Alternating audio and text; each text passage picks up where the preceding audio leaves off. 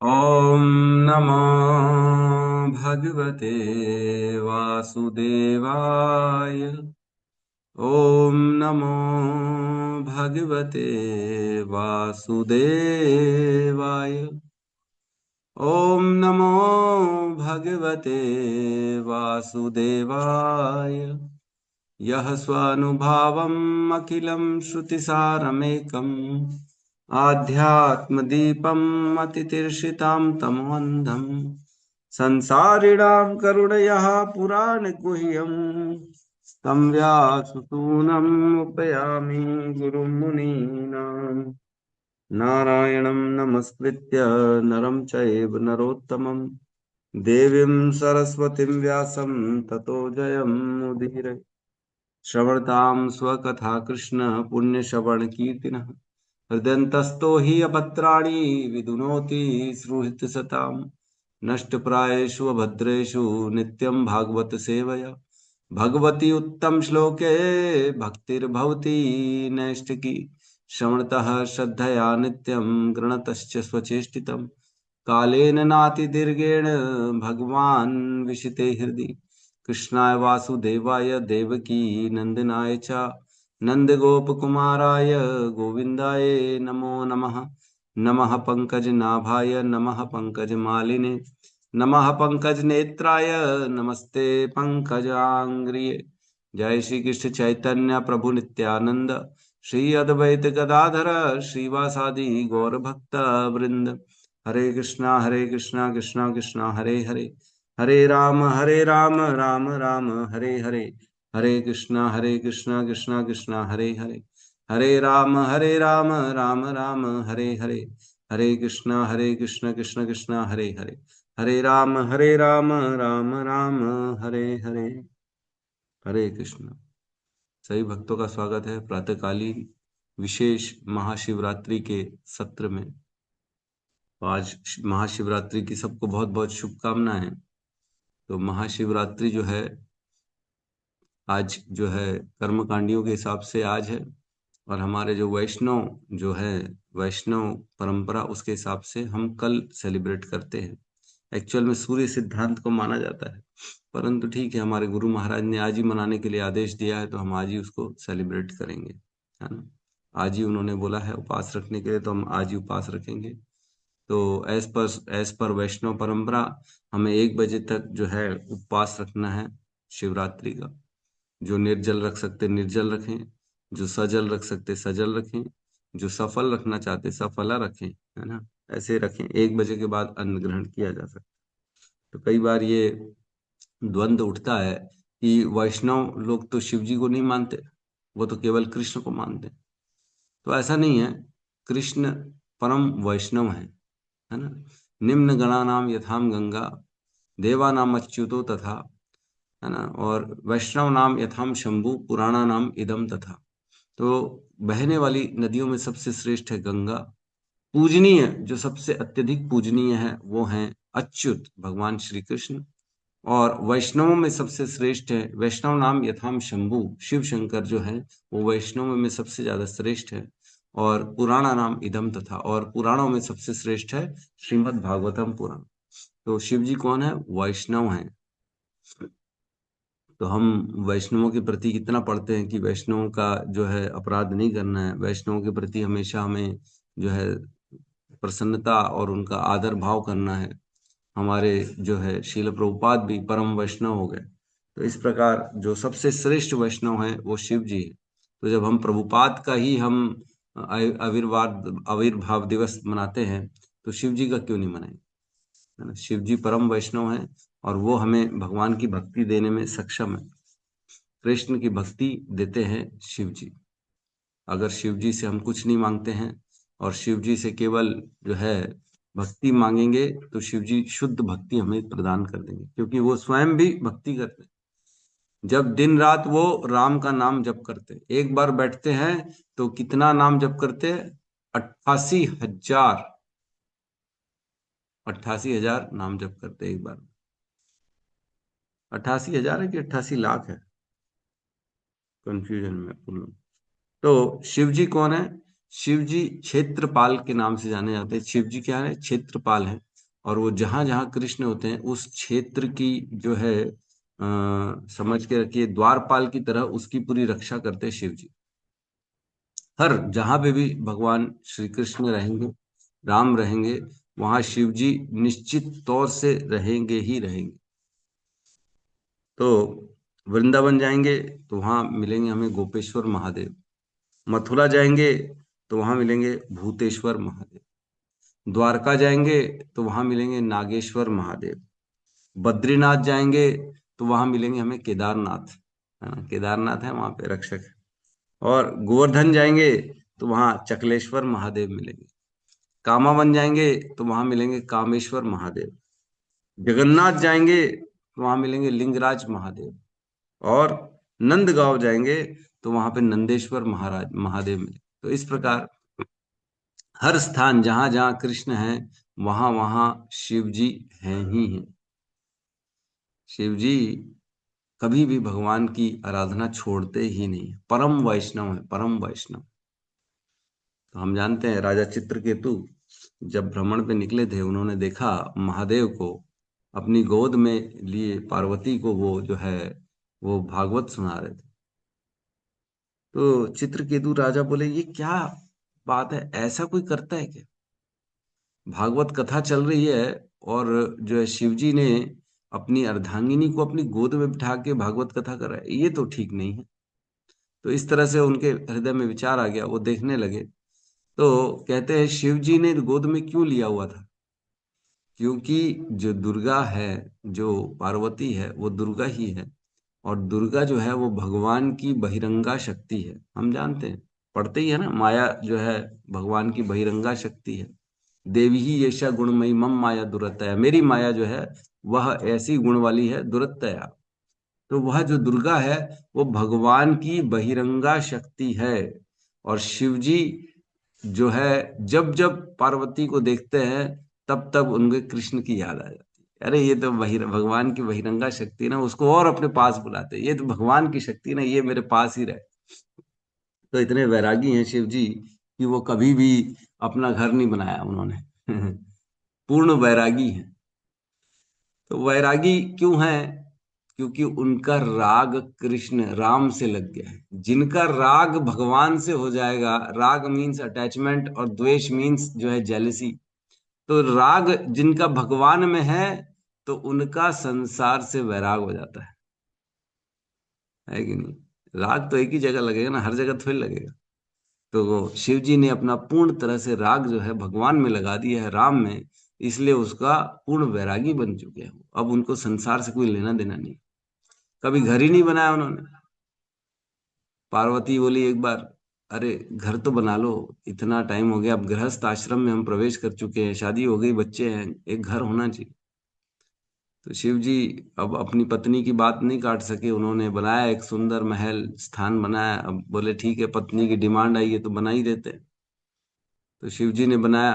फिर बोले अब जो है इसका हवन आदि कराने के लिए एक पंडित को बुलाया जाए। तो रावण को बुलाया गया, वो पंडित था। रावण ने जब देखा कि लंका इतनी सुंदर बढ़िया सोने की लंका बनी हुई है, ये तो शिव जी ने अपने लिए बनाई है। तो जब पूजा पाठ कराए तब रावण ने बोला दक्षिणा। तो बोले मांगो, क्या दक्षिणा चाहिए? तो बोले ये पूरा स्थान मेरे को ही दे दो आप। तो वो जो घर, जो स्थान बनाया था शिव जी ने अपने लिए, अपने परिवार के लिए, लंका, सोने की लंका, वह फिर जो है शिव जी ने उनको वहीं दे दी। अच्छा ठीक है, तुम ही रखो, हम वापस कैलाश जा रहे हैं। तो शिव जी जो है वो पूर्ण वैरागी है ना। तो शिव जी के गुणों का वर्णन आता है श्रीमद् भागवतम में, चौथे स्कंद के दूसरे अध्याय के दूसरे श्लोक में, 4.2.2।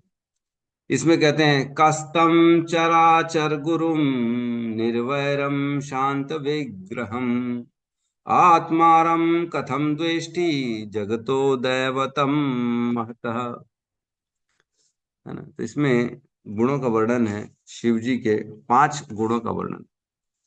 इसमें कह रहे हैं कस्तम चरा चरम गुरु, चर और अचर के गुरु हैं। कौन है शिव जी? जितने भी मूवेबल और इमूवेबल, चलने वाले और नहीं चलने वाले, जितने भी जो भी है चराचरम, चर अचर पूरे संसार के गुरु हैं। कोई ये ना बोले कि हमारे गुरु नहीं है शिव जी। तो हमारे गुरु हैं शिव जी, सबके गुरु हैं शिव जी। हमें ये ज्ञान देते हैं कि कैसे भगवान के प्रति जो है समर्पण किया जाए। पूर्ण रूप से समर्पित है शिव जी। और हमारे गुरु हमें शिक्षा देते हैं। तो उन्हें कभी कभी भूतनाथ भी कहा जाता है ना। भूतनाथ का अर्थ क्या है? मंद बुद्धि लोग जो होते हैं, भूत, भूत मीन्स जो मंद बुद्धि हैं या असुर है, ऐसे लोगों के भी वे नाथ है। ऐसे लोगों को भी दिशा दिखाने वाले यही हैं। असुरों, जब सृष्टि की रचना हुई तब शिव जी को ब्रह्मा जी ने बोला कि रचना करो, तो उन्होंने भूत प्रेत प्रकट करना चालू किए, सांप बिच्छू प्रकट करना चालू किया। अरे फिर बोले शिव, ब्रह्मा जी बोले रुको रुको रुको रुको, ये नहीं चाहिए, तो उनको रोक दिया। तो शिव जी जो है उनको भूतनाथ कहा गया है। शिव भूतों तथा असुरों को सुधारने का भार अपने ऊपर लेते हैं। सभी, देखो हर व्यक्ति में इतनी कैपेसिटी नहीं होती है कि वो निकृष्ट लोगों का भी उद्धार कर सके, लेकिन शिव जी में ये कैपेसिटी है। वो हर प्रकार के लोगों को अपने साथ लेते हैं और उनका उद्धार करते हैं। भूतों को, असुरों को सुधारने का उनके ऊपर ये बीड़ा है। तो जो वैष्णव नाम यथाम शंभु, इसलिए तो उनको सभी से श्रेष्ठ वैष्णव कहा गया। हमारे शील प्रभुपाद भी गए, उन्होंने भी ऐसे आसुरिति प्रवृत्ति लोगों को सुधार के वैष्णव बना दिया। जो प्रभुपाद गए अमेरिका, उन्होंने भी जो हिपीज थे, जो कोई नियम कानून वर्णाश्रम फॉलो नहीं करते थे, दिन रात नशे में रहते थे और दिन रात किसी भी के साथ संग कर लेते थे, तो ऐसे लोगों का उद्धार हमारे जो है शील प्रभुपाद ने किया। और शिव जी जो है अनेक प्रकार के जितने भी भूत प्रेत आसुरी प्रवृत्ति के लोग हैं, उनका उद्धार का बीड़ा शिव जी के ऊपर है। एक और वे मंद बुद्धि असुरों के आराध्य हैं, तो दूसरी ओर वो सभी वैष्णवों या भक्तों में सर्वश्रेष्ठ हैं। और उनका एक संप्रदाय चलता है जिसे रुद्र संप्रदाय कहते हैं। तो चार संप्रदाय हम जानते हैं। एक है श्री संप्रदाय, एक होता है रुद्र संप्रदाय, एक होता है कुमार संप्रदाय और एक होता है ब्रह्म संप्रदाय। तो चार संप्रदाय हैं, जिसमें रुद्र संप्रदाय जो है वो शिव जी का संप्रदाय है ना। तो ये चार ही प्रमाणिक संप्रदाय हैं। तो यहाँ क्या कह रहे, चर और अचर सभी के गुरु हैं। और क्या है, निर्वैरम। शिव जी किसी से भी वैर नहीं रखते हैं, वो किसी से भी द्वेष नहीं करते हैं। इवन जब उनके ससुर जी दक्ष प्रजापति ने उनकी पत्नी सती को भला बुरा कहा, इनका बहुत ज्यादा जो है बेइज्जती कर डाली शिव जी की, शिव जी आ गए अपने धाम पे वापस। लेकिन जब पता पड़ा कि सती जो है वह अपने आप को भस्म कर दिया, तो क्रोधित हो गए थे और उन्होंने फिर जो है उसका जो है दक्ष का गला काट डाला था, है ना? तो उसके बाद फिर जो है उस पे कृपा करने के लिए सभी ब्रह्मा और अन्य अन्य देवता सब शिव जी के पास आए कि आप माफ कर दो, आप तो निर्वैरम हो ना, आप तो किसी से द्वेष करते नहीं हो ना, आप तो वैरागी हो, आप उसको दक्ष को माफ कर दो।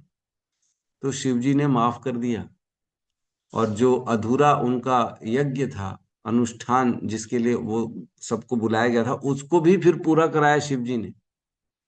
दक्ष को वापस जो है, उसको वापस से जिंदा भी हुआ और उसको जो है बकरे का मुख लगाया गया। उसके जो सर कट गया था, तो उसको वैसे ही जो है नंदी जी ने उसको श्राप दिया था कि चाह तू बकरा बन जा। तो उसका जब गला कटा था, फिर वापस से उसको जीवित किया गया, उसमें बकरे का सर लगाया गया और फिर जो है उसका यज्ञ को वापस से कंप्लीट कराया गया शिव जी के द्वारा। तो शिव जी निर्वैरम है। इतना कुछ होने के बाद भी कौन कर सकता है? कोई हमारा ही गाड़ी जो है खराब कर दे, पंचर कर दे, और हम ही जाके उसके काम कर दे, हम तो गाड़ी पंचर में भी नहीं जाएंगे उसके, हमारी गाड़ी खराब करता है तू, है इतना ज्यादा ऐसा है, बदमाश है, उससे द्वेष लगा के रहेगा, रुक जा बेटा हम बताते, तेरा तेरा कोई काम आने दे फिर बताते।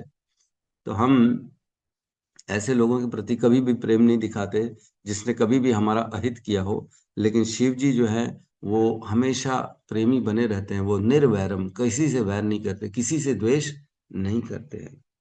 और क्या करें उनके गुणों के बारे में, शांत विग्रहम। वह क्या है? शांत है। पूर्ण शांत जो है वह है शिव जी। कभी भी उद्विग्न नहीं होते। भस्म लगाते हैं वो।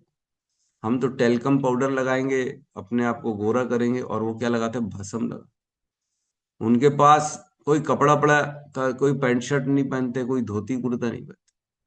वो जो मिल जाता है, मरा हुआ चर्म मिल गया उसका, शेर का खाल, उसी को फोड़ लिए, उसी को पहन लिए, बस उसी से ही चल रहा है उनका है। ठंड में कैलाश में बस बैठे रहते, वो अपनी तपस्या करते रहते, प्रभु श्री राम का नाम जपते रहते चारों टाइम। तो जो है वो शांत विग्रह है, हर परिस्थिति में वो शांत रहते हैं। यद्यपि वे गृहस्थ हैं। उन्होंने कौन सा आश्रम स्वीकार किया है? गृहस्थ आश्रम। उनकी पत्नी है, उनके दो दो बच्चे हैं। कार्तिकेय और गणेश उनके बच्चे हैं, पार्वती उनकी पत्नी है, फिर भी शांत विग्रहम। गृहस्थ आश्रम में कौन शांत रहता है? कोई नहीं रहता है। परेशान रहते आधा टाइम तो, अरे पत्नी की डिमांड है, बच्चे की डिमांड है। कार्तिक बोल रहा है, अरे पापा मेरी शादी करा दो, मेरा ये काम करा दो। टेंशन ही टेंशन रहता है। लेकिन शिव जी को कोई टेंशन, शांत विग्रह। कोई कोई किसी प्रकार का उनके अंदर उद्विग्न नहीं है। नान उद्वेष्टिम कलिम सम्राट, जैसे ये भी किसी से द्वेष नहीं करते। अद्वेष्टा सर्वभूता नाम, मैत्री करुण एव च, निर्ममो निरअहंकार, सम दुख सुख शमी। तो जो शिव जी हैं किसी से द्वेष नहीं करते, शांत बने रहते हैं। और क्या करें? आत्माराम। तो आत्माराम के दो अर्थ लिए गए यहाँ पे। एक तो अंतर आत्मा में रमण करने वाले, जिसको बाहर से कोई आनंद चाहिए नहीं, उसके अंदर पूर्ण आनंद है। कैसे आनंद है? उन्होंने परमात्मा में अपने आप को लगा दिया। आत्माराम मीन्स वह व्यक्ति जो अपने अंदर में ही उसको सुख मिल चुका है, आनंद मिल चुका है। वो कैसे मिला है? उसने अपने अंतःकरण में परमात्मा में अपने आप को लगा दिया। तो शिव जी जो है वो आत्माराम है, उनको बाहर से कुछ भी नहीं चाहिए सुख के लिए। हमें कितनी सारी चीजें चाहिए रहती है, गाड़ी घोड़ा बंगला मोबाइल, दोस्त परिवार, खाने को अच्छा अच्छा। कुछ नहीं चाहिए। आत्माराम, वो खुद में ही संतुष्ट है, उनको कुछ भी नहीं चाहिए संसार से। और क्या करें? देवतम महतः, सभी देवताओं में सबसे महान है शिव जी। सभी महादेव कहा गया उनको, देवों के देव महादेव, देवादिदेव महादेव। तो शिव जी क्या देवता है कि क्या है? भगवान है। शिव जी जो अपनी आइडेंटिटी बना के रखे हैं, वो कौन सी है? वो भगवान की है कि वो जो है देवताओं की है? तो इसके लिए हम प्रवेश करते हैं आज ना चैतन्य चरितामृत में, जिसमें पूर्ण डिटेल में वर्णन है शिव जी के बारे में। 20 चैतन्य चरितामृत मध्य लीला 20वां अध्याय और 301 नंबर श्लोक से हम पढ़ना चालू करें। तो चैतन्य चरितामृत मध्य लीला 20.301 डाल सकते हैं आप, सत्यम प्रभु और जो भी है। हाँ, तो इसमें पहला जो है पायार कहता है, ब्रह्मा विष्णु शिव तीन गुण अवतार, त्रिगुण अंगीकारी करे सृष्टि आदि व्यवहार। तो इसमें कहते हैं इस भौतिक जगत में तीन प्रकार के कार्य हैं।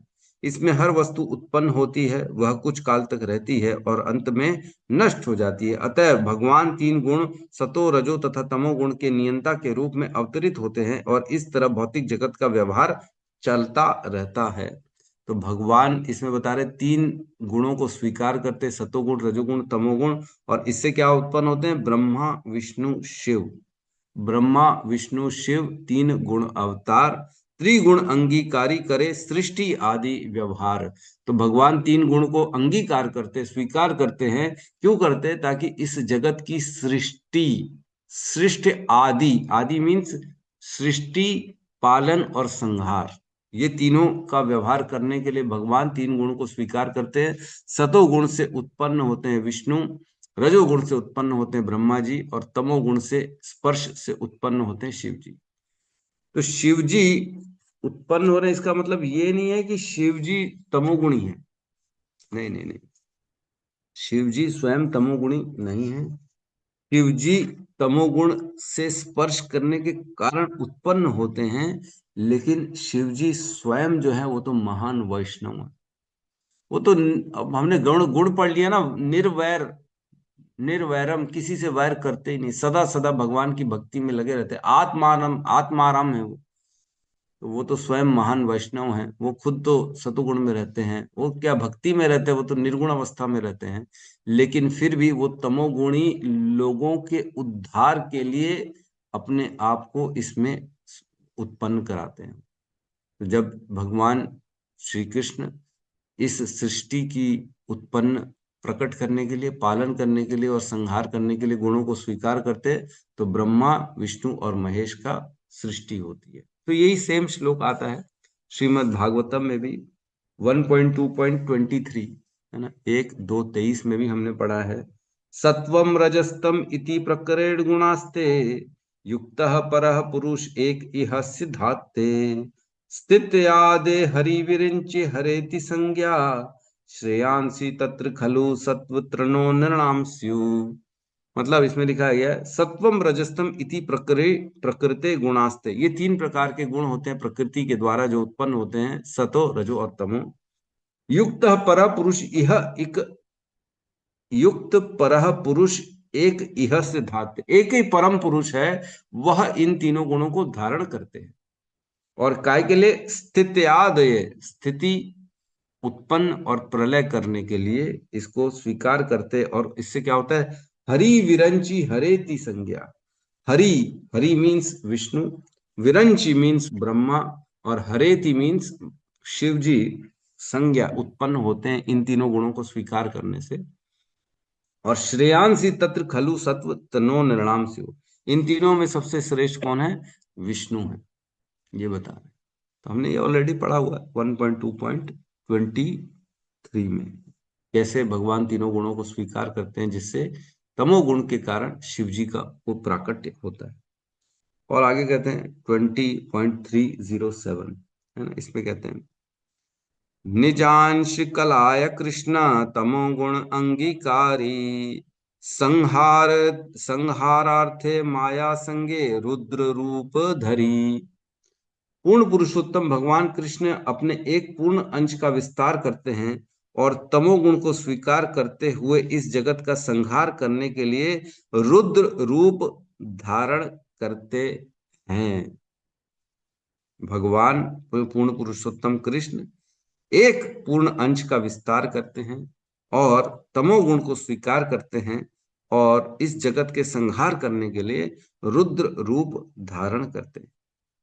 तो भगवान जब तमोगुण को स्वीकार करते हैं तब वो रुद्र रूप धारण।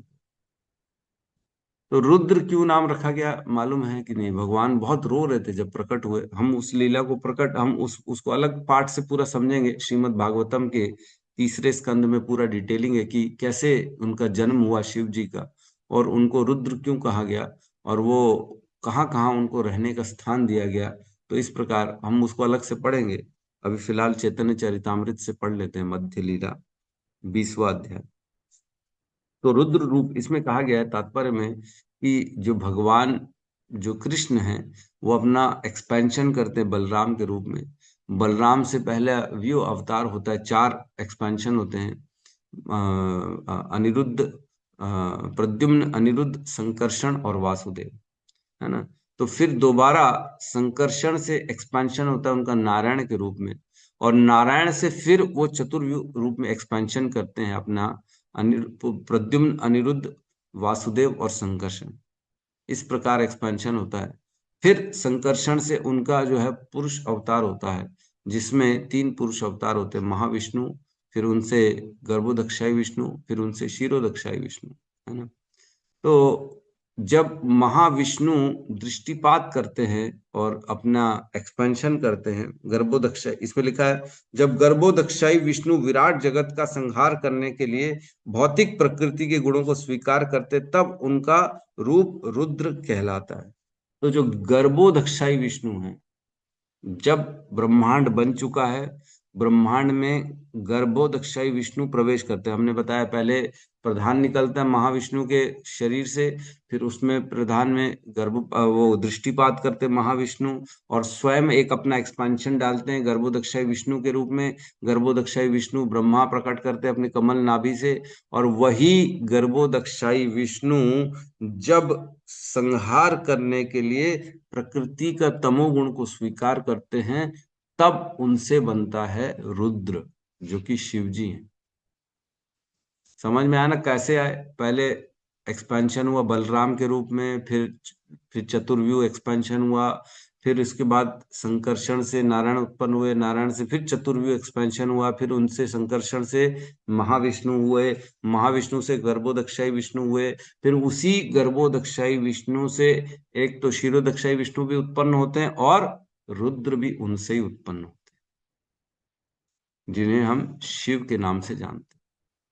उन्हीं गर्भोदक्षाई के विष्णु के नाभि कमल से जो है ब्रह्मा जी भी प्रकट होते हैं, और उन्हीं गर्भोदक्षाई विष्णु जब वह तमोगुण को स्वीकार करते तब उनसे रुद्र उत्पन्न होते हैं। ठीक है, तो यहाँ लिखा है इसी के तात्पर्य में, ब्रह्मा जी तथा शिव जी को माया की ही सृष्टियां माना जाता है। ब्रह्मा और शिव जी दोनों क्या है? माया की सृष्टि है, माया के द्वारा उत्पन्न हुआ, क्योंकि माया के तीन गुण हैं, और तीनों गुणों से उत्पन्न हुए ब्रह्मा विष्णु महेश। तो शिव जी और जो ब्रह्मा जी हैं, वो ये मानना चाहिए कि माया के कारण इस संसार में प्रकट हो रहे हैं, क्योंकि माया के गुणों का संग करते वो। तो जो है शिव जी माया के कारण संग करते, तो वो माया से क्या प्रभावित नहीं होते? क्या वो माया में नहीं आते क्या?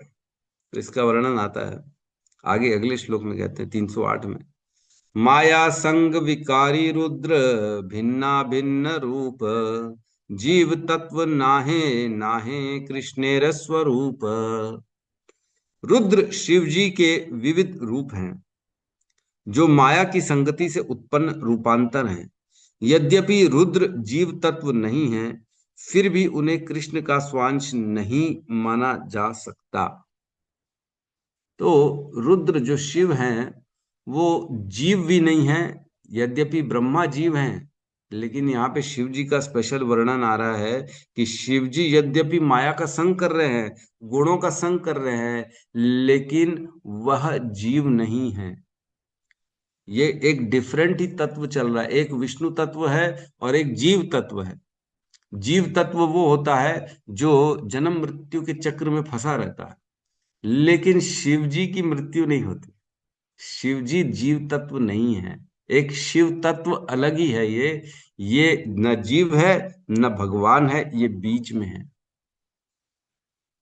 जैसे बलराम जी हैं, वह भगवान है सेवा करने के लिए, वैसे ही शिव जी भी जो है वो सेवक भगवान है।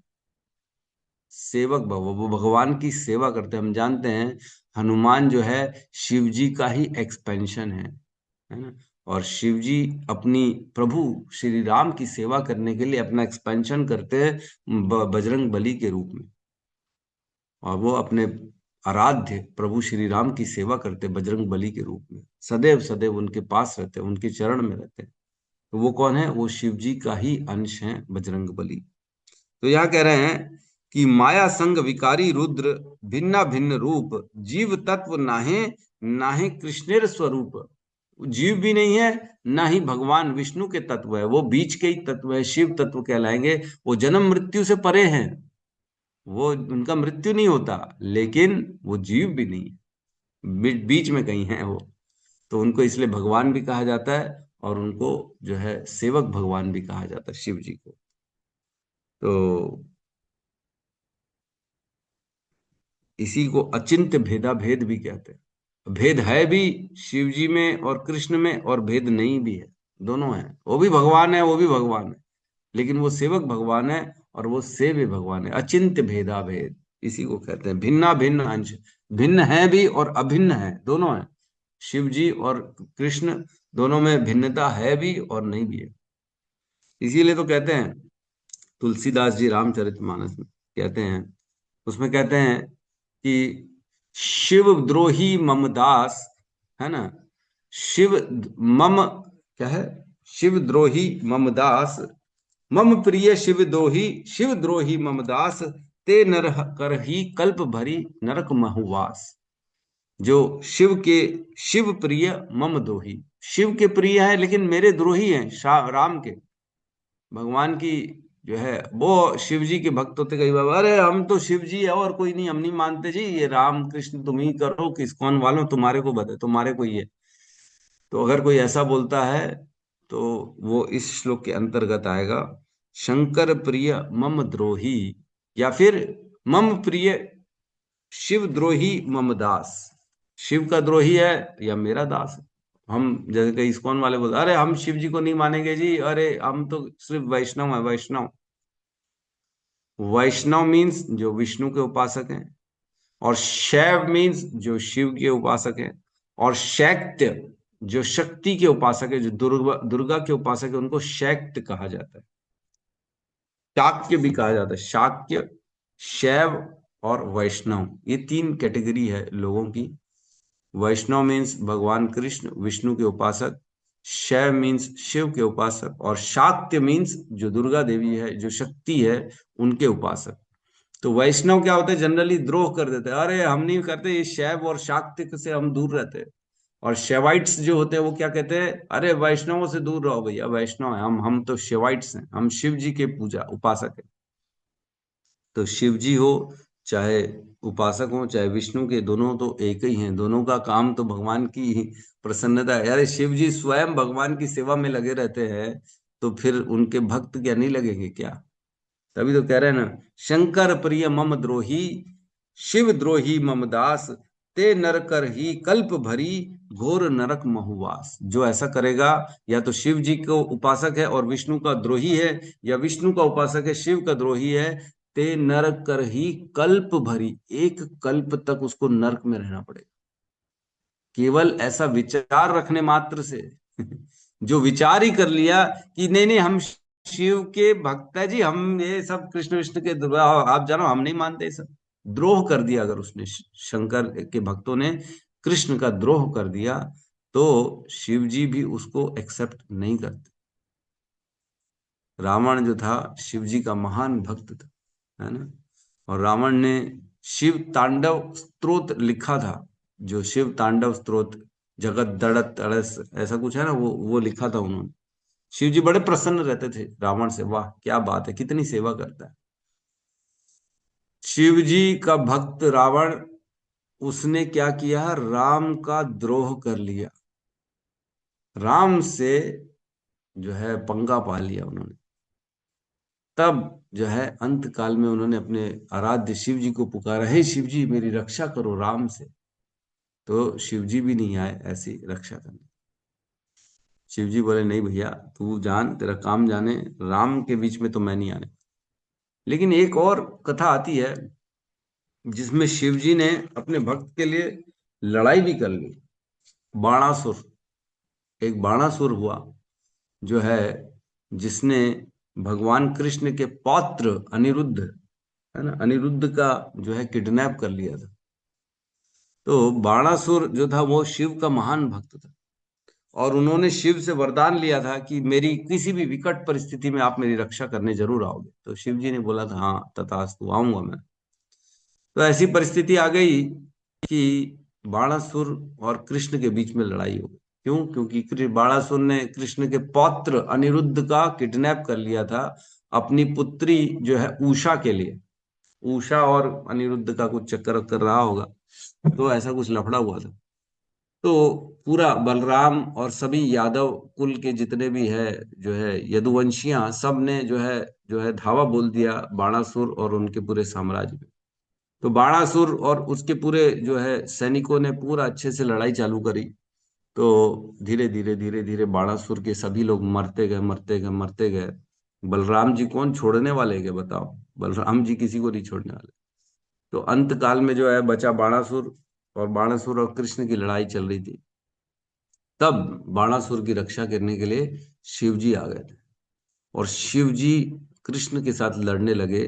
कि जो है मेरे आप मैंने इसको जो है वरदान दिया है कि मैं तेरी रक्षा जरूर करूंगा, तो मैं आया हूं। तो आपस में इन दोनों का जो है लड़ाई हुई एक दूसरे के साथ कृष्ण की। तो इसके अर्थ में ये पूरा वर्णन आता है 10वें स्कंद के 63वें अध्याय में, 10.63.34 वहां पे वर्णन है। उसमें कहते हैं कि ये भगवान की लीला के कारण हुआ। भगवान ने क्या कर दिया था, माया के द्वारा शिव जी को मोहित करा दिया था, इसलिए शिव जी ने कृष्ण से लड़ाई कर। उसमें वर्णन आता है कि शिव जी यद्यपि कभी भी भगवान उनके आराध्य है, लेकिन शिव जी के ऊपर माया का आवरण कर दिया था कृष्ण ने, इसलिए शिव जी लड़ने आ गए कृष्ण से। और फिर बताते हैं कि जब थोड़ी देर लड़ाई करी, तब शिव जी ने अपना आवरण हटा दिया। तो कृष्ण ने अपने आवरण हटा दिया माया का। तब शिव जी को ध्यान आया, अरे मैं ये क्या कर रहा हूँ, मैं किनसे लड़ रहा हूँ, ये तो मेरे गुरु हैं, मेरे मेरे आराध्य हैं। तब उन्होंने लड़ाई बंद करी और उनको प्रणाम किया कृष्ण को। तब उनकी लड़ाई बंद हो गई। तो इस प्रकार वर्णन आता है कि शिव जी के भी ऊपर माया चढ़ जाती कभी कभी। कभी कभी भगवान की जो है ये सब शक्तियां हैं माया, वो सब सबको अपने अंदर जो है कभी भी किसी को भी चढ़ा, किसी को भी फंसा देती। तो इस प्रकार शिव जी जो है वह उन्होंने लड़ाई करी थी। तो माया का संग किया, इसलिए शिव जी उत्पन्न हुए और उनको रुद्र कहा गया। वो ना ही जीव तत्व है ना ही कृष्ण तत्व है, वो अलग ही तत्व शिव तत्व चल रहा है। और आगे कहते हैं, है ना, 309 नंबर प्यार में इसमें कहते हैं, दुग्ध येन अमरन योगे दधि रूप धरे। नहीं, दुग्ध येन अमल योगे दधि रूप धरे, दुग्धांतर वस्तु नहे दुग्ध हेते नारे। जब दूध में जामुन डाल दिया जाता है तो वह दही में परिवर्तित हो जाता है। इस तरह दही दूध ही है, किंतु फिर भी वह दूध नहीं है। तो जिस प्रकार दूध से दही बनता है, उसी प्रकार भगवान से शिव जी प्रकट होते हैं। दूध से दही बन सकता है, लेकिन दही से दूध नहीं बन सकता। तो कृष्ण से शिव जी उत्पन्न हो सकते, लेकिन शिव जी से दोबारा कृष्ण नहीं बन सकते। तो इसमें लिखा है तात्पर्य में कि विष्णु कभी भी आदि विष्णु से भिन्न नहीं होते, किंतु ब्रह्मा तथा शिव माया के उनके सानिध्य के कारण विष्णु से भिन्न हैं, है ना। माया के कारण कृष्ण से भिन्न है कौन, ब्रह्मा और शिव दोनों की बात चल रही। विष्णु को किसी भौतिक शक्ति में रूपांतरित नहीं नहीं किए जा सकते। जब भी कोई पुरुष माया की संगति में होता है तो वह भगवान विष्णु से भिन्न हो जाता है। जिसके पास भी जो भी माया के अंतर्गत है, वह भगवान से भिन्न हो जाता है। इसलिए शिव जी तथा ब्रह्मा जी गुण अवतार कहलाते हैं, क्योंकि वे भौतिक गुणों का संग करते हैं। निष्कर्ष यह है कि रुद्र विष्णु के रूपांतर हैं, किंतु एकदम विष्णु नहीं हैं। विष्णु से ही प्रकट हुए हैं, विष्णु का रूपांतर है, क्योंकि विष्णु ने जब तमोगुण को स्वीकार किया तब रुद्र उत्पन्न हुए। तो वो कौन है, यद्यपि हैं उन्हीं का ही अंश। जैसे दूध से दही आया है, रूपांतरित हो गया, दूध का जो है वो परिवर्तित हो गया दही के रूप में जब उसमें खटास मिलाई गई। तो वैसे ही जब विष्णु में तमोगुण को मिलाया गया, तब उनका रूपांतरण हो गया और शिव तत्व उत्पन्न हुआ, शिव जी उत्पन्न हुए। ठीक है, तो सेम यही वर्णन ब्रह्म संहिता में भी आता है। उसमें कहते हैं, क्षीरम यथा दधि विकार विशेष योगात् संजायते न हि तत् पृथगस्ति हेतो यम शंभुतामपि तथा सुमय समुपैति कार्यात् गोविंदमादि पुरुषम तम अहम भजामि। ब्रह्मा जी कहते हैं कि क्षीरम यथा दधि विकार विशेष योगात्, जब दूध में एक विशेष जो है विकार उत्पन्न होता है तब दधी दही बनता है। क्षीरम यथा दधी विकार विशेष योगात, एक विशेष जो है जब उसमें विशेष तरह से कुछ खटास मिलाया जाता है, तब वह दही जो है दूध में बदल जाता है, रूपांतरित हो जाता है। संजायते ना ही तत् पृथक अस्ति हेतु, तो इनकी कोई पृथक हस्ती नहीं है। जो दही उत्पन्न हुआ है, जो शिव जी उत्पन्न हुए हैं, वो भगवान से अभिन्न है, अलग नहीं है। उनकी अलग कोई साम्राज्य नहीं चल रहा, वो अलग ही भगवान नहीं बन गए हैं। उन वो स्वतंत्र नहीं हो गए हैं, वो हमेशा भगवान के अंडर में ही रहेंगे। उनकी अलग से कोई भी जो है सत्ता नहीं चल रही है शिव जी की। पृथक हस्ती है तो पृथक नहीं है वो, अलग नहीं है, वो वहीं पे ही है, उन्हीं के अंडर में है। और क्या है, यम शंभु तम अपि तथा समुपेति कार्यात्। तो वो जो प्रकट हुए वो कौन है, वो शंभु हैं, शिव जी प्रकट हुए हैं और भगवान के कार्यों को सफल करते हैं। जो भी विशेष उद्देश्य है भगवान का, उसको कार्यों को करने के लिए वो शंभु के रूप में अपना शंभु रूप को धारण करते हैं। ऐसे भगवान के चरण कमलों में मैं वंदना करता हूँ। कौन, ब्रह्मा जी कह रहे हैं। तो शिव जी, और जो है हमने ये पढ़ा भी है, जो नाम अपराध होते हैं, नाम अपराध में जो सेकंड नाम नेम ऑफेंस है, वो क्या है कि शिव ब्रह्मा आदि देवों को भगवान के से स्वतंत्र अपना स्वतंत्र या फिर जो है उनके समान समझ, है ना। जो शिव ब्रह्मा आदि देवों के नाम को भगवान नाम के समान अथवा उनसे स्वतंत्र समझ। स्वतंत्र समझना मीन्स उनकी अलग कोई एक सत्ता नहीं चल रही है। कई बार होते ना, नहीं नहीं कृष्ण भी भगवान है, शिव जी भी भगवान है, हम शिव जी को मानते हैं, आप कृष्ण को मानो। कई लोग ऐसा बोलते हैं। इसका अर्थ ये है, वो क्या सोच रहे हैं, शिव जी भी अलग भगवान है और कृष्ण भी एक अलग भगवान है, हमारी इच्छा जिसको है हम उसको फॉलो करें। कई लोग ऐसा विचार प्रकट करते हैं हृदय में, लेकिन ऐसा नहीं है। शिव जी की कोई अलग सत्ता नहीं चल रही है, शिव जी स्वतंत्र नहीं है, शिव जी स्वयं कृष्ण के अंडर में है। ये बता रहे हैं यहाँ पे, उनकी स्वतंत्र नहीं चल रही है सत्ता, ये बताते हैं, है ना? ये इसीलिए हमारा नाम अपराध में आता है। आगे कहते हैं जो है 3.11 में कहते हैं, शिव माया शक्ति संगी तमो गुणावेश, मायातीत गुणातीत विष्णु परमेश। शिव जी माया के संगी हैं, इसलिए वे तमोगुण में डूबे रहते हैं। किंतु भगवान विष्णु माया से तथा माया के गुणों से परे हैं, इसलिए वे पूर्ण पूर्ण पुरुषोत्तम भगवान। तो शिव जी माया का संग करते हैं, इसलिए तमोगुण में डूबे रहते हैं। इसमें ऐसा लिखा है, तात्पर्य में लिखा है, ये मैं नहीं कह रहा, ये ग्रंथ कह रहा है। चैतन्य चरितामृत का श्लोक है, मध्य लीला 20.311। तो इसके तात्पर्य में कहते हैं कि यद्यपि शिव जी माया के तमोगुण का संग करते हैं, लेकिन इसका अर्थ ये नहीं है कि वो स्वयं तमोगुणी है। वो तमोगुण में जाते हैं, तमोगुणी व्यक्तियों का उद्धार करने के लिए वो इस अवस्था को स्वीकार करते हैं, है ना। तो इसमें लिखा है, शिव जी अपने वैधानिक रूप में महाभागवत है। वो महाभागवत है भैया। परीक्षित महाभागवत है, सुखदेव महाभागवत है, वैसे ही शिव जी भी महाभागवत है। 12 महाजनों में शिव जी का भी नाम है ना, हमने पढ़ा। 12 महाजनों में शिव जी का भी नाम है। कौन कौन, ब्रह्मा जी, 4 कुमार, नारद, है ना, और क्या बोलते हैं, मनु, और जो है भीष्म, और यमराज जी स्वयं, कपिल भगवान, शिव जी, और कौन कौन है, प्रहलाद महाराज। सुखदेव प्रहलाद, गोस्वामी। जनक सुखदेव राजा। गोस्वामी, जनक, जनक का तो नाम मैंने बोल दिया, राजा जनक का।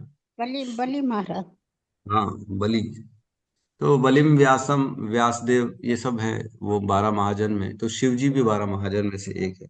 तो महाभागवत है वो, अर्थात भगवान के सर्वोच्च भक्त हैं। किंतु चूंकि वे माया का संग विशेषतया तमोगुण को स्वीकार करते हैं, अतः वे माया के प्रभाव से मुक्त नहीं होते हैं। शिव जी माया से मुक्त नहीं होते, इसीलिए तो भगवान के जो मोहिनी अवतार थे उस पे मोहित हो गए थे। उनके प्रति इतना मोहित हो गए थे, इतना मोहित हो गए थे कि वो उनको पाना चाह रहे थे, और भगवान लीला करके इधर उधर जा रहे थे। तब उनका वीर स्खलित हो गया था, और वो पृथ्वी में आ गया था। उसी से ही जो बोलते हैं ना, स्वर्ण सोना बना, उसी से बना।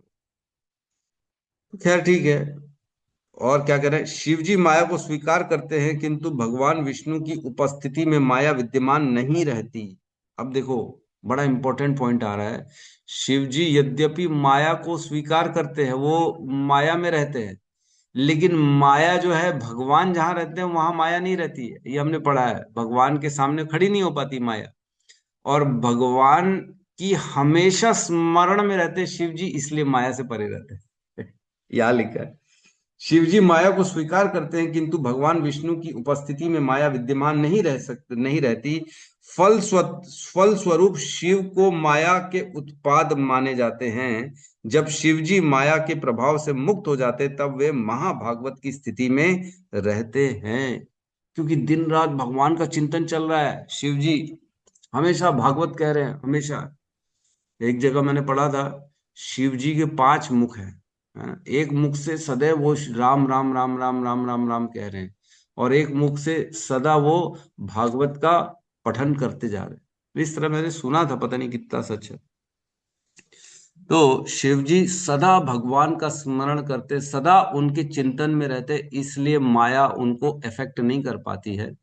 और वो जो है, इसलिए महाभागवत और वैष्णवम नाम यथाम शंभु इस परिस्थिति में पहुंच जाते हैं। क्यों? क्योंकि वो दिन रात भगवान का चिंतन करते रहते हैं। तो हम जो है एक श्लोक आगे का और लेते हैं, 3.17, मतलब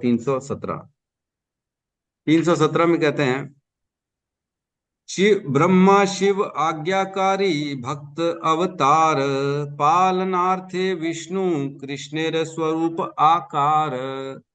निष्कर्ष यह है कि ब्रह्मा तथा शिव भक्त अवतार हैं। भगवान के क्या हैं? भक्त अवतार है शिव जी, है ना, जो आदेशों का पालन करते हैं। किंतु भगवान विष्णु पालक हैं और वे भगवान कृष्ण के निजी स्वरूप हैं। विष्णु जो है वो निजी स्वरूप है कृष्ण के, और ब्रह्मा जी और जो शिव जी हैं वो भी उनके भिन्न अंश ही हैं। लेकिन वो क्या है? सेवक के रूप में उत्पन्न होते, भक्त के रूप में, भक्त अवतार के रूप में उत्पन्न होते शिव जी और ब्रह्मा जी। तो इस प्रकार चैतन्य चरितामृत में बड़ा डिटेल में वर्णन किया गया है। और जो है, हम जो है एक प्रसंग को लेते हैं जिसमें शिव जी का जो है जन्म का वर्णन कहा गया है, तीसरे स्कंद के 12वें अध्याय में। तीसरे स्कंद के 12वें अध्याय के श्लोक क्रमांक 7, 3.12.7, इसमें भगवान जो है ना, शिव जी का उत्पन्न कैसे हुआ, जन्म कैसे हुआ, इसका वर्णन आता है। इसमें कहते हैं, यद्यपि उन्होंने अपने क्रोध को दबाए रखने का प्रयास किया किंतु वह उनकी भावों के मध्य से प्रकट हो ही गया, जिससे तुरंत ही नील लोहित रंग का बालक उत्पन्न हुआ। कौन? ब्रह्मा जी को जब क्रोध आया तब की बात चल रही है कि यद्यपि उन्होंने अपने क्रोध को दबाए रखने का प्रयास किया, ब्रह्मा जी को क्रोध आ गया था। अब उसमें नहीं जा रहे क्यों क्रोध आया, क्योंकि 4 कुमार को उन्होंने उत्पन्न किया। 4 कुमार ने उनको आदेश दिया ब्रह्मा जी ने कि जाओ सृष्टि को रचना करो, बढ़ाओ सृष्टि को। तो उन्होंने मना कर दिया, और उनके बच्चे ने पिता का आज्ञा का पालन करने से मना कर दिया। चारों कुमारों ने, नहीं नहीं, हम ये गृहस्थ व्रस्त नहीं करेंगे, हम बच्चे अच्छे उत्पन्न नहीं करेंगे, हम तो भक्ति करेंगे। तो उनको क्रोध आने लगा, अरे मेरे पिता की बात नहीं मानते हो तुम लोग। तो क्रोध आ रहा था। उन्होंने यद्यपि क्रोध को दबाने की कोशिश की ब्रह्मा जी ने, लेकिन उनके क्रोध से क्या हुआ, उनके भावों के मध्य से, यहाँ दोनों भावों के मध्य से क्या हुआ, एक शिशु उत्पन्न हुआ, नील लोहित रंग, नीले रंग का बच्चा उत्पन्न हुआ, जो कि रो रहा था, बहुत रो रहा था, है ना। जन्म के बाद वह रोने लगा, हे भाग्य विधाता, हे जगत गुरु, कृपा करके मेरा नाम तथा स्थान बतलाइए। कौन? वो बालक बोलने लगा अपने पिता ब्रह्मा को कि मुझे बताइए भाग्य के विधाता, मेरा नाम क्या है ना, मेरा स्थान कहाँ है, मैं रहूं कहाँ? कौन? वो रुद्र, वो रुद्र। फिर कह रहे हैं, कमल के फूल से उत्पन्न हुए सर्वशक्तिमान ब्रह्मा ने उनकी याचना स्वीकार करते हुए मृदु वाणी से उस बालक को शांत किया और कहा, मत रो, जैसा तुम चाहोगे मैं वैसा करूंगा। उसे शांत किया, बोले तुम मत रो, मैं, तुम जो बोलोगे मैं वो करता हूं। फिर कहते हैं कि तत्पश्चात ब्रह्मा ने कहा, हे देवताओं में प्रधान, अब तुम देवताओं में सबसे प्रधान रहोगे। सभी लोगों के द्वारा तुम रुद्र के नाम से जाने जाओगे, क्योंकि तुम इतनी उत्सुकता पूर्वक रोए हो। क्योंकि तुम बहुत रोए हो ना, इसलिए तुम्हें रुद्र के नाम से जाना जाएगा। और 11 नंबर श्लोक में बताते हैं कि उनको रहने का स्थान कहाँ कहाँ दिया, शिव जी को, रुद्र को, है ना। तो हे बालक, मैंने तुम्हारे निवास के लिए पहले से निम्नलिखित स्थान चुने लिए हैं। अब कौन से स्थान है? 11 स्थान दिए हैं शिव जी को रहने के लिए, रुद्र को। हृदय, हृदय में रहते हैं। इंद्रियां, प्राण वायु, आकाश, वायु, अग्नि, जल, पृथ्वी, सूर्य, चंद्रमा तथा तपस्या, इन सब जगह में रहते हैं।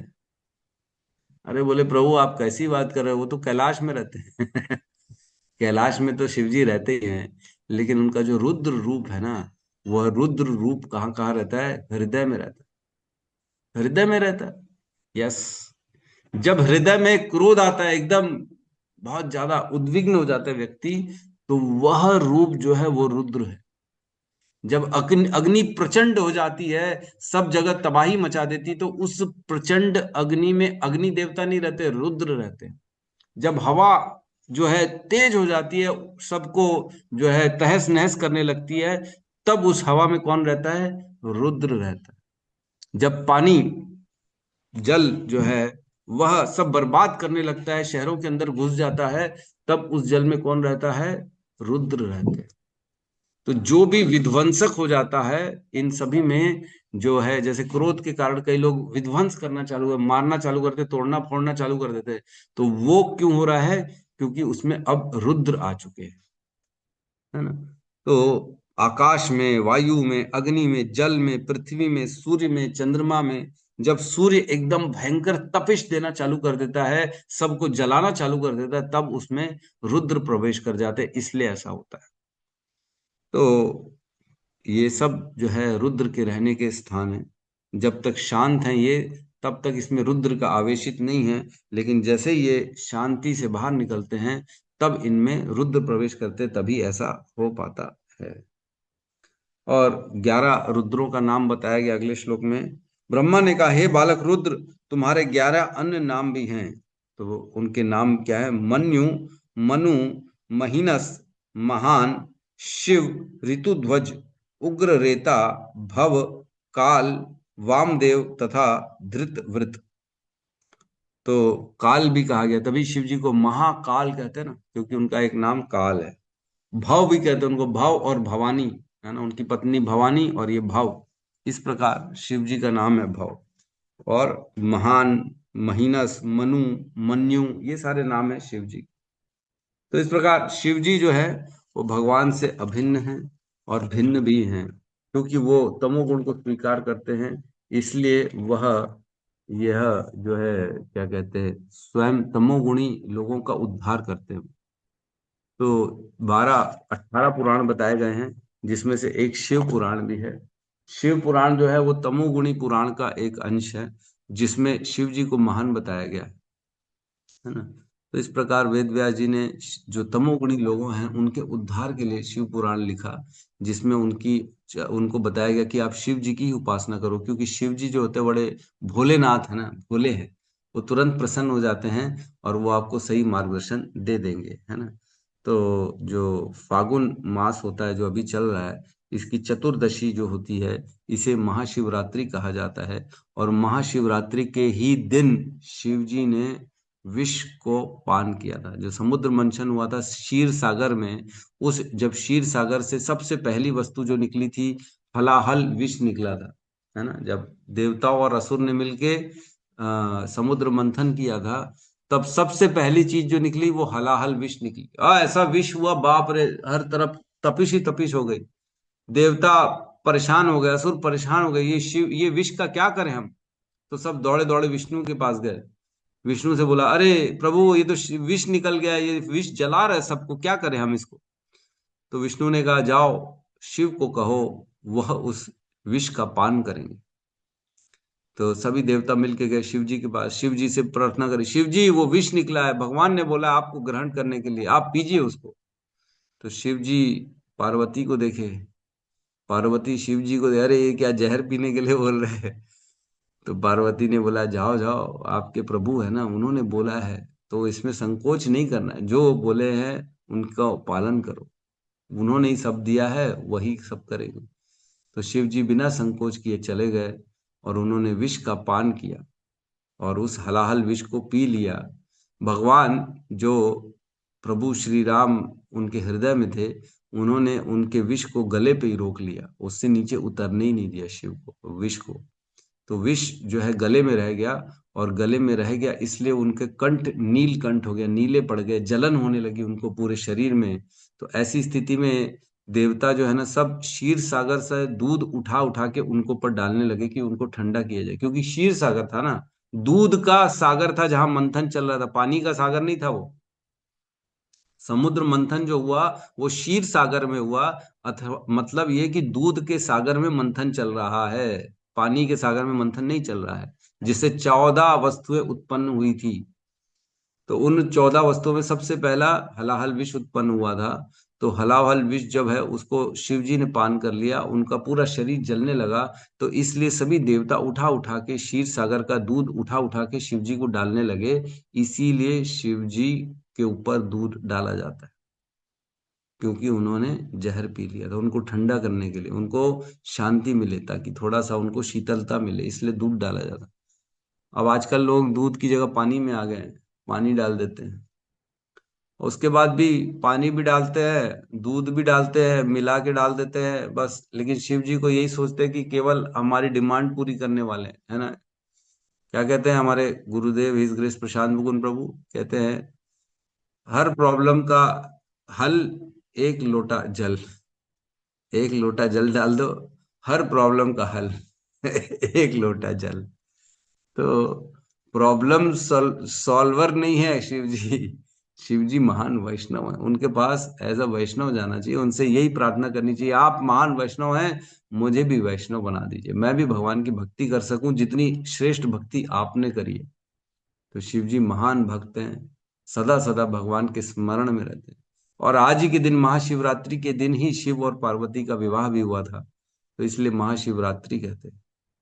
तो आज का दिन बड़ा पावन है, उत्तम है, और कृष्ण को भी पसंद है। अगर आज हम उपवास रखते हैं तो ये बात कृष्ण को पसंद है, और कृष्ण अपनी भक्ति देते थे जो भगवान शिव के प्रति जो है समर्पित रहता है ना। भगवान कहते हैं ना, हम भक्ता पराधीन हूं, मैं अपने भक्त के पराधीन हूँ। तो शिव तो महान भक्त है, उनके उनके पराधीन कैसे नहीं होंगे। तो शिव जी की बात कभी नहीं काटते प्रभु भगवान शिव, भगवान श्री कृष्ण, है ना। तो इस प्रकार आज का बड़ा पावन जो है दिन है, हमें आज जो है शिव जी की उपासना करनी चाहिए, उनके लिए व्रत रखना चाहिए, उनकी पूजा अर्चना अभिषेक करना चाहिए, इसमें कोई प्रॉब्लम नहीं है, हर जगह होता ही है, ये ऐसी बात नहीं है। लेकिन कभी भी ये नहीं सोचना चाहिए कि शिव जी भी भगवान हैं और उनकी सत्ता अलग चल रही है। शिव जी की सत्ता अलग नहीं चल रही, शिव जी महान वैष्णव हैं, और इतने महान हैं कि उन्होंने भगवान का दर्जा हासिल कर लिया, इतने महान भक्त हैं, पूर्ण वैरागी हैं। तो भगवान अपने भक्तों को अपने जैसा ही बना देते हैं, है ना। हमने पढ़ा है, भक्त माम चयो अव्यभिचारिणे भक्ति योगेन सेवते सगुणान समतित्ते तान ब्रह्म भूयाय कल्पते। जो मेरी अव्यभिचारी भक्ति करता है उसे मैं अपने ही गुण दे देता हूँ, मेरे गुणों समान हो जाता है वो। सगुणान समतित्ते तान, मेरे गुणों के जैसा हो जाता है, समान हो जाता है, मेरी अवस्था मिल जाती है उसकी अवस्था। तो शिव जी की अवस्था और भगवान की अवस्था सेम हो जाती है, क्योंकि शिव जी बहुत बड़े महान भक्त। हम शिव जी की उपासना करें, हम उनको जो है धूप दीप दिखाएं, उनका जल अभिषेक करें, जो है दूध अभिषेक करें, जो भी करें, लेकिन उनसे विनती सिर्फ एक ही करें कि मुझे भी वैष्णव बनाएं, मुझे भी कृष्ण का प्रेम दें, मुझे मेरे हृदय में भी कृष्ण के प्रति भक्ति उत्पन्न करिए, ऐसा काम करिए आप। तो इस तरह से हम अगर उनकी पूजा भक्ति करते हैं तो ये उत्तम भक्ति है। अगर हम उनसे कुछ मांगना चालू कर देते हैं तो ये गलत है ना। मांगना नहीं हमको, क्योंकि वो दे देते हैं, उनका काम ही यही है, दे दो, डिस्टर्ब मत करो, मैं तो भक्ति कर रहा हूँ, मैं तो भगवान का नाम जप कर रहा हूँ। जो उनसे जो मांगता है ना, संसार का भौतिक वस्तुएं सब दे देते हैं। हाँ, भस्मासुर को तो ये वरदान दे दिए, जिसके सर पे हाथ रखेगा वो भस्म हो जाएगा। तो इस प्रकार वो जो मांगते हैं उसको दे देते हैं, है ना। तो हमको मंगना नहीं है, क्योंकि दे देंगे तो फिर फंस जाएंगे उस स्थान में, भौतिक चीजों में फंस जाएंगे, क्योंकि उनका काम ही यही है, भौतिक वस्तुएं दे दो, जो मांगता है उसको संसार में रख दो। और उनकी पत्नी दुर्गा वो फिर ताप देगी उसी वस्तुओं के कारण दुख देगी हमारे जीवन में, आदि दैविक, आदि आत्मिक, आदि भौतिक ताप तीन देगी। भौतिक वस्तुएं शिव जी दे देंगे, और उन वस्तुओं के बाद ताप देगी दुर्गा देवी, दोनों का काम यही है इस संसार में हमारे को फंसाने का। तो शिव जी से वैराग्य का हमको आशीर्वाद लेना चाहिए और भक्ति मांगनी चाहिए। ठीक है, तो यहाँ पे हम आज की क्लास को विराम देते हैं। तो गौतम बुद्ध प्रभु का हैंड रेस था पहले से ही। यस, गौतम बुद्ध प्रभु कहिए क्या कहना चाहते हैं। हरे कृष्ण प्रभु जी, धन्यवाद प्रणाम। बहुत बहुत धन्यवाद प्रभु जी, बहुत अच्छा लगा आज सुन के। और जैसे आप हमेशा बताते हैं कि भगवान बहुत प्रसन्न हो जाते हैं जब हम उनकी भक्तों की महिमा सुनते हैं। प्रभु जी, जो 11 स्थान आपने जो बताए थे प्रभु जी, तो उसमें से मैं एक नोट नहीं कर पाया। जैसे पहला हृदय बताए, दूसरा इंद्रिया, हाँ, तीसरा प्राण, चौथा आकाश, वायु, जल, अग्नि, सूर्य, अग्नि चंद्रमा, तपस्या, और पृथ्वी। पृथ्वी। है ना। जी प्रभु हृदय, जी। इंद्रियां, प्राणवायु, आकाश, वायु, अग्नि, जल, पृथ्वी, सूर्य, चंद्रमा और तपस्या, इन 11 स्थानों में रहते हैं शिव जी। मतलब ये रुद्र जो अवतार है इनका, जब ये 11 स्थानों में उथल पुथल हो जाती है, ये विध्वंसक बन जाते हैं, तो उसका कारण है रुद्र उनमें प्रवेश कर गया, इसलिए अब ये विध्वंसक हो गए। है ना, शांत बने रहते, जैसे अग्नि शांत है तो अग्नि देव बैठे वहां पे इसलिए शांत है। जैसी अग्नि देव हटे, रुद्र प्रवेश किए, तो वह अग्नि शांत नहीं रहेगी, अब वह विध्वंसक बन जाएगी, क्योंकि क्रोधित है ना, रुद्र बड़े क्रोध में आ जाते, तो वह खराब सब तहस नहस करना चालू कर देगी। तो जब संहार होता है, इसीलिए तो शिव जी को संहार का दिया ना काम, कि आप खत्म करो सब कुछ, सृष्टि को खत्म करो। तो जब विध्वंसक बनेंगे तभी खत्म होगा, जब विध्वंसक अग्नि विध्वंस करेगी, जलाएगी सबको, तभी तो सब खत्म होगा। तो इसलिए जब ये सब खत्म करने की स्थिति आती, तब रुद्र प्रवेश करते हैं इसमें। जी। हाँ प्रभु जी, एक और प्रश्न था प्रभु जी। जैसे हमको मतलब आज ज्यादा से ज्यादा नाम लेना चाहिए ताकि शिव जी जो प्रसन्न हो सके। हाँ, यस, बिल्कुल। शिव जी के सामने जल भी चढ़ाएं, तो वहां पे भी हरे कृष्णा बोलते हुए जल चढ़ाएं, हरे कृष्णा कृष्णा कृष्णा हरे हरे, हरे राम राम। तो भगवान स्वयं शिव जी, एक बार क्या हुआ, अच्छा आपने याद दिलाया, बहुत सुंदर कथा है, छोटी से संक्षेप में बता रहा हूं मैं आपको। सनातन गोस्वामी गोवर्धन में चकलेश्वर महादेव की गुफा में रहते थे, है ना, चकलेश्वर महादेव है वहां पे। सनातन गोस्वामी दिन रात भगवान का नाम जप करते थे माला में, हरे कृष्ण कृष्ण कृष्ण हरे हरे, हरे राम राम राम हरे हरे। और वह चकलेश्वर महादेव की गुफा भी थी, वहीं पे शिवलिंग था वो चकलेश्वर महादेव का, वहीं बैठते थे बाजू में, और दिन रात वो अपने माला करते थे सनातन गोस्वामी। तो कुछ काल बाद सनातन गोस्वामी परेशान हो गए वहां पे। क्यों? क्योंकि वहां मच्छर बहुत थे। तो परेशान होके बोले, यार ये मच्छर मेरे को माला ठीक से करने नहीं देते, मैं यहाँ से जा रहा हूँ। जाने लगे, तो जैसे ही जाने लगे, तो पीछे से एक कंधे में हाथ रखा किसी ने, बोले कहाँ जा रहे हो? तो सनातन गोस्वामी पलट के देखे, तो साक्षात भोलेनाथ शिव शंकर उनके सामने प्रकट हो गए। बोले कहाँ जा रहे हो? अरे, तो उन्होंने प्रणाम किया, हे शिव शंकर, आप क्यों प्रकट हो गए? अरे बोले, ये तो मेरा ही स्थान है ना, चकलेश्वर महादेव, मैं ही तो रहता हूँ यहाँ पे। तो बोले क्यों जा रहे हो सनातन? तो बोले यहाँ मच्छर बहुत है शंकर, भोलेनाथ जी, मैं यहाँ पे अपनी जो है ना जपा नहीं कर पा रहा हूँ, बहुत परेशान कर रहे हैं। तो शिव जी बोले, अरे तुम मत जाओ, तुम चले जाओगे तो मुझे इतना शुद्ध नाम कौन सुनाएगा जितना तुम रोज भगवान का नाम जप करते थे, मैं बड़ा प्रसन्न हूं तुम्हारे नाम से।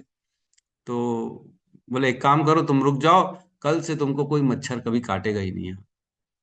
तो सनातन गोस्वामी ने बोला, जैसी आपकी आज्ञा। तो सनातन गोस्वामी वापस रुक गए, और उस गुफा में, चकलेश्वर महादेव की गुफा में, नेक्स्ट डे से मच्छर खत्म, मच्छर ही नहीं थे। और सनातन गोस्वामी भगवान का नाम जप करते थे, और चकलेश्वर महादेव वो उनका सुनते थे, बड़े प्रसन्न होते थे। तो कहते हैं आज भी चकलेश्वर महादेव में मच्छर नहीं है। पूरे गोवर्धन की जो गुफा है चकलेश्वर महादेव की, वहां मच्छर आज भी नहीं है, एक भी मच्छर नहीं है अंदर वहां पे। तो इस प्रकार जो है, महादेव को बहुत अच्छा लगता है भगवान का नाम सुनना, कृष्ण शिव जी को अच्छा लगता है कृष्ण का नाम सुनना। Thank you. Yes, yes, yes, Jyoti माता जी।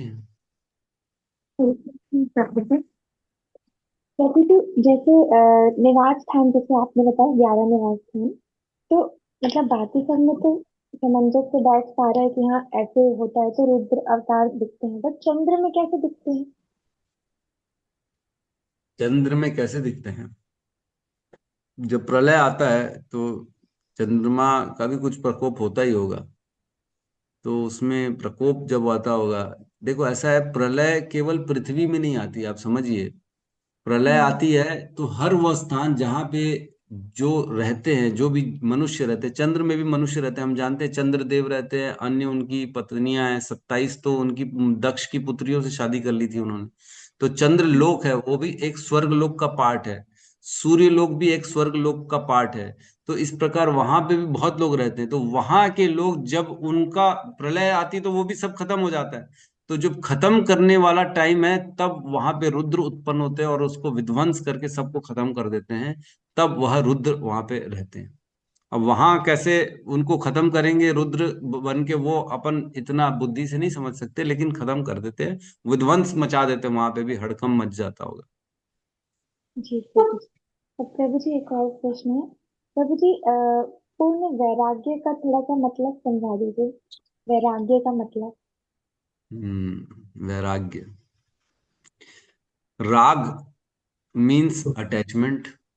संसार हम्म। में अटैचमेंट, यहाँ अटैचमेंट, मेरा अपने शरीर में अटैचमेंट, मेरा परिवार में अटैचमेंट, मेरा धन में अटैचमेंट, मेरा संपत्ति में अटैचमेंट, मेरा मेरी खुशियों से अटैचमेंट, मेरा मेरी सामान वस्तुओं से अटैचमेंट, इसको राग कहते हैं। राग मीन्स अटैचमेंट, आसक्ति।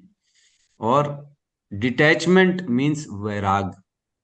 किसी से कोई अटैचमेंट नहीं, ना मेरा शरीर से मेरा अटैचमेंट है, ना मेरा परिवार से अटैचमेंट है, ना मेरा वस्तुओं से अटैचमेंट है, ना मेरा किसी अपने ज्ञान से अटैचमेंट है, किसी से नहीं है। इसको पूर्ण वैराग कहेंगे। राग और वैराग, जहाँ पे राग नहीं रहता उसे कहते हैं वैराग। जो स्थान जहाँ पे वैराग, राग नाम की चीज है ही नहीं वहाँ, पूर्ण वैराग, उसे पूर्ण वैराग कहेंगे। भगवान शिव को पूर्ण वैरागी कहते हैं। पूर्ण, अर्ध वैरागी और पूर्ण वैरागी। कई कई लोग रहते हैं बाकी तो सब छोड़ देते हैं, लेकिन शरीर में अटैचमेंट बस बचा रह जाता है। बाकी सामानों से, भौतिक वस्तुओं से अब खत्म हो गया, लेकिन कहीं एक दो स्थान में रह जाता है। लेकिन शिव जी पूर्ण वैरागी है, उनमें कोई भी अटैचमेंट नहीं किसी भी प्रकार।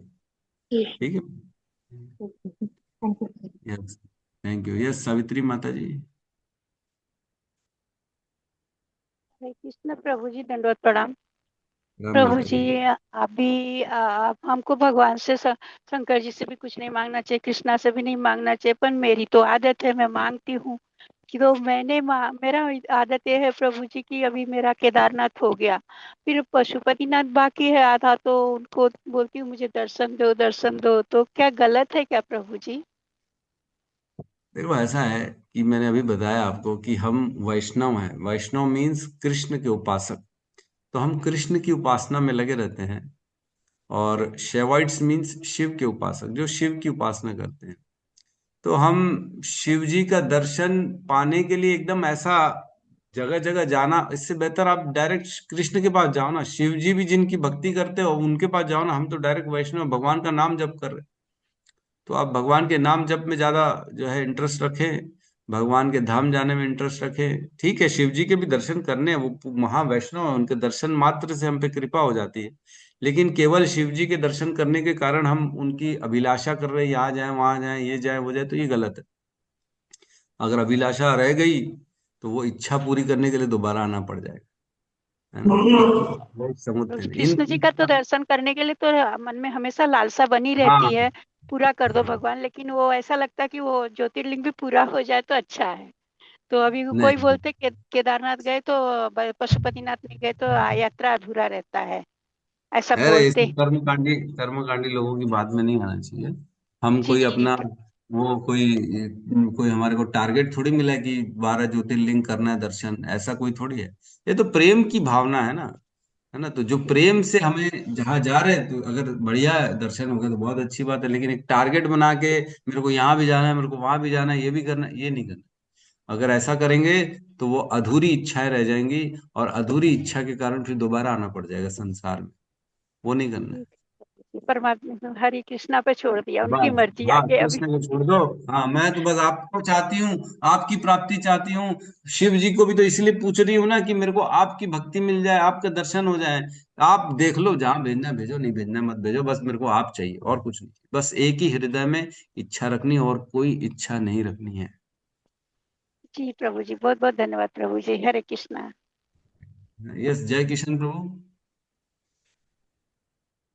हरे कृष्णा प्रभु जी, दंडवत प्रणाम। राम प्रभु।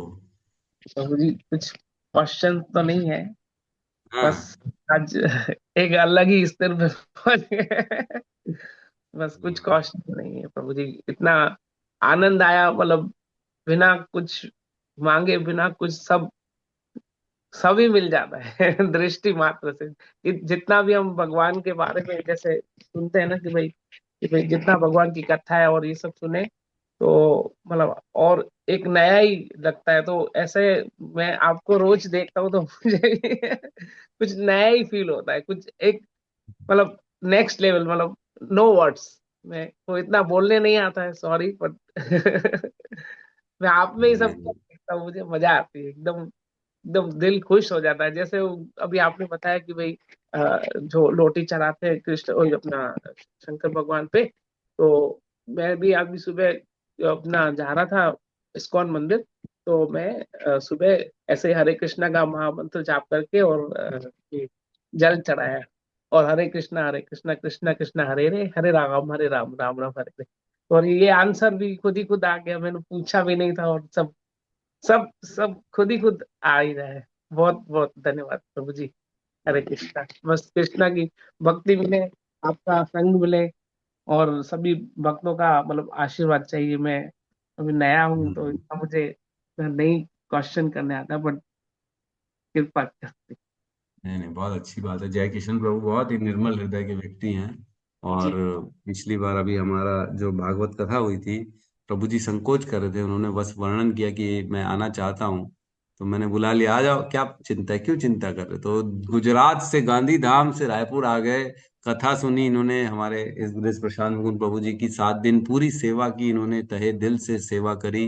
फिर मंदिर में 2 दिन रहे, मंदिर में सेवा करी, मंदिर में महाराज जी की कृपा मिली, आशीर्वाद मिला, महाराज जी बड़े प्रसन्न थे इनसे। तो जो हृदय शुद्ध होता है, जिनके अंदर समर्पण रहता है, उनको सभी पसंद करते हैं, और वो निश्चित तौर से आगे बढ़ते हैं। तो आप प्रभु बहुत अच्छा कर रहे हैं, सेवा करिए, माला जप करिए, बस ऐसे ही सुनते रहिए, आइए भागवत कथा में, अच्छा बढ़िया रहेगा।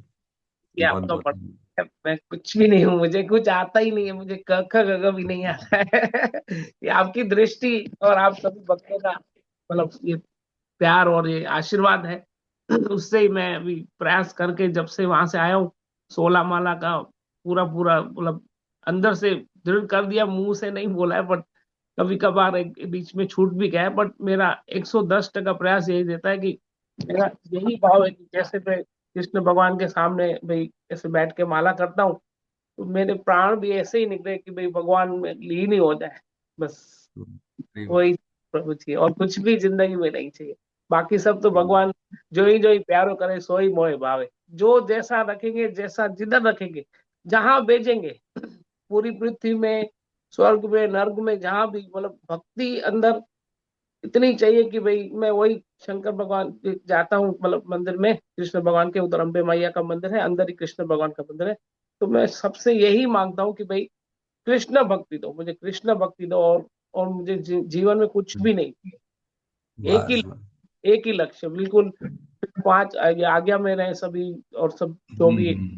प्रोसेस है, धीरे धीरे day 1 by 1, step by step. अभी फर्स्ट स्टेप भी मतलब अभी तक चढ़े नहीं। ऐसा होता है ना कि भाई जिंदगी में बताते हैं कि जो पहली सीढ़ी होती है ना, वो मतलब ऐसे उसमें देखा हुआ मैंने कि भाई बहुत बड़ी लगती है हमको, पर वो होती नहीं है। पर एक बार जब हम उस स्टेप पे चढ़ जाते हैं, तो बाकी सीढ़ियां ऐसे छोटी छोटी छोटी लगती है बहुत, मतलब हमको पता ही नहीं चलता कि हम कहाँ से कहाँ मतलब पहुंच गए। हमको कुछ भी नॉलेज नहीं आता। तो अभी मैं हम्म।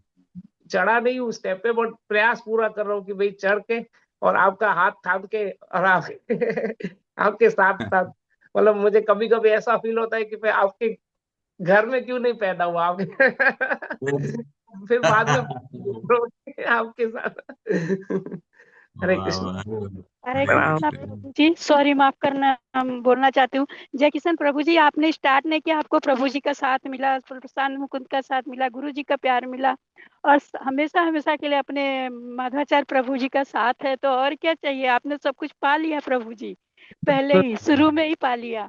माता जी, आप अरे आपका आशीर्वाद, ये सबका, वही बोल रहा हूँ ना, आप सबकी दृष्टि है। मैं बोल रहा हूँ हम ना, बहुत छोटा बच्चा हूँ, हम मुझे लोग तो कुछ नहीं आता है, नहीं, कुछ तो आता आपको सब कुछ भगवान ने पहले ही दे दिया प्रभु जी, बिना मांगे ही दे दिया सब कुछ। हम लोग तो बूढ़े हो गए, आखिरी यात्रा, अंतिम यात्रा पर जाने की तैयारी है, फिर भी कुछ नहीं मिला है। आप सोचो, माला भी ऐसा जपते, मत सब बोलो, कुछ कुछ नहीं करते। मिला है। कुछ नहीं मिला, ऐसा मत बोलो, बहुत कुछ मिला प्रभु जी, भक्ति तो नहीं मिली, बस आप मिले, सब कुछ थोड़ा थोड़ा है। मिला, बाकी तो जय किशन प्रभु जी से तो जैसा तो नहीं मिला, ना गुरुदेव नहीं मिले, कुछ भी नहीं मिला है अभी तक प्रभु जी। माता जी, हरे कृष्ण। जय जय है ना, माधवाचार्य प्रभु जी मिले ना, तो अभी हाँ, मुझे तो माधवाचार्य सब, प्रभु जी डायरेक्ट मिले हैं, बस यही मेरा एक नसीब सौभाग्य बहुत बढ़िया था कि मुझे डायरेक्ट प्रभु जी मिले। जी जी, हरे वही सेटिस्फेक्शन है जीवन में। मतलब जी, जैसे पण होता है ना, मेरी दीक्षा वीक्षा कुछ नहीं हुई है प्रभु जी, कुछ भी नहीं हुई है अभी, ऐसे ही बस अपने गुरु माधवाचार्य अभी प्रभु जी हैं। अभी अभी दूसरों को भी बोलने देते हैं, बेचारे सब हैंड रेस किए हुए हैं, हरे उनका भी कृष्णा। नंबर आने दीजिए, है ना? ठीक है। यस रितिका माता जी बोलिए। हरे कृष्ण प्रभु जी। हरे कृष्ण। प्रभु जी, मेरा क्वेश्चन नहीं है, पर एक माता जी अनामिका विश्वकर्मा करके, वो जुड़ी है 3 दिन से, और उनको मैं पूछी क्लास कैसा लगा, तो वो बोली है बहुत अच्छा क्लास हुआ, मतलब उनको अच्छा लगा क्लास। अच्छा, अनामिका विश्वकर्मा। जी प्रभु जी। हाँ हाँ, ये जुड़ी हुई है। अरे क्या मैंने बता कहीं रही? मैंने कहीं क्लास में सुना था प्रभु जी कि जब भी कोई कोई भी बोलता है और अगर हृदय को छूता है और वो आपकी भक्ति को अलग स्तर पे ले जा सकता है, तो वो व्यक्ति इतना खुद का उसका आश्चर्य ऐसा होता है कि खुद जो बोलता है वही जीता है, तभी वो किसी और के हृदय को छू सकता है। तो आप जो भी बोलते हो वो हमारे हृदय को ऐसे छूता है, और भक्ति हमारी रोज थोड़ा थोड़ा कण कण करके बढ़ रही है।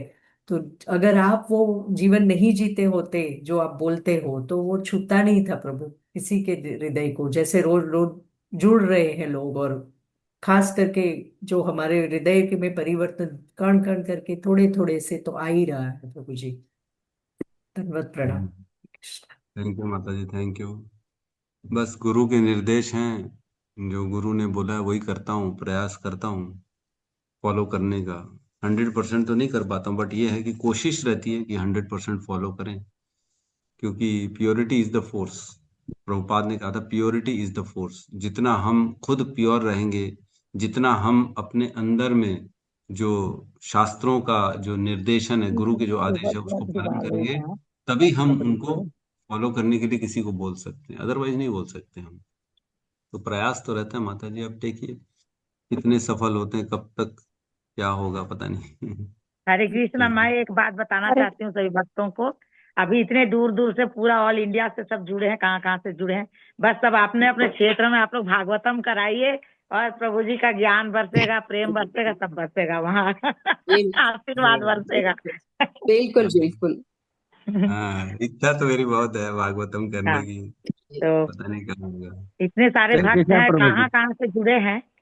तो बस हाँ, भागवतम के थ्रू आप जाएंगे प्रभु वहाँ, यस, है ना। बिल्कुल और जाएंगे, जरूर और जरूर। ईश्वर पूरी भी करेंगे इच्छा, ऐसा नहीं है।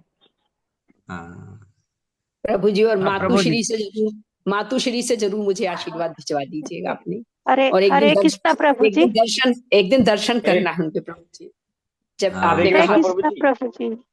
करा प्रभु देंगे, जी हरे आइए। कृष्णा, दंडोत प्रणाम।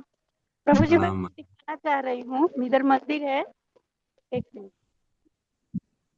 क्या कह रही है माता जी? दिख रहा है प्रभु जी? हाँ हाँ, दिख रहा माता जी।